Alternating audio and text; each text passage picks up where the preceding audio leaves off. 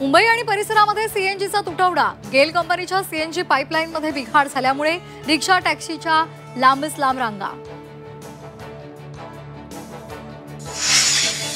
लाडक्या बहिणींसाठी खुशखबर, ई-केवायसी साठी पुन्हा मुदतवाढ। 31 डिसेंबर पर्यंत ई-केवायसी करण्याच्या सूचना।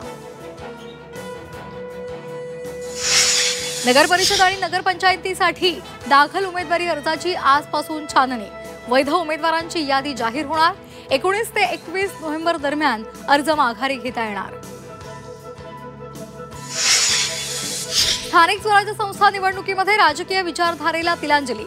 कणकवली आणि चाकणमध्ये दोन्ही शिवसेनेची हातमिळवणी, तर बारामतीमध्ये पुन्हा पवार विरुद्ध पवार सामना।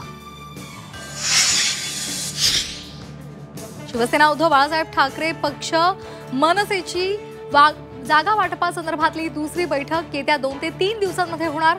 ठाकरेंच्या युतीच्या घोषणेआधीच जागा वाटप पक्क होण्याची शक्यता।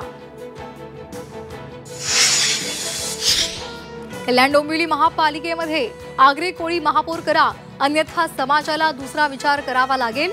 कोळी महासंघाचा राजकीय पक्षांना इशारा। झी 24 तासनं उघडकीला आणलेल्या पुणे जमीन गैरव्यवहार प्रकरणाचा अहवाल येणार। चौकशी समिती दस्त नोंदणीमधील अनियमिततेसंदर्भात अहवाल आज सादर करणार। भूमाफियांविरोधात नाशिककरांची 12 वर्षांची झुंज। नाशिकमध्ये शेकडो एकर जमीन भूमाफियांनी लाटली। कोर्टाच्या आदेशानंतरही कारवाई नाही। बिबट्यांच्या वाढत्या हल्ल्यावर अखेर नसबंदीचा उपाय। केंद्राकडून नसबंदीला हिरवा कंदील। काही बिबटे वनतारा आणि आफ्रिकेच्या जंगलामध्ये पाठवले जाणार। वनमंत्री गणेश नाईक यांची माहिती। राज्यातील अनेक जिल्ह्यांमध्ये आज थंडीची लाट। धुळ्यामध्ये पारा 6 अंश सेल्सिअसवर, कोकणातही कडाक्याची थंडी। मुंबईतील हवेच्या गुणवत्तेची खराब श्रेणीत नोंद।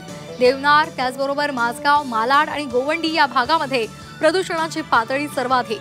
परिसरातील हवेची वाईट श्रेणीत नोंद।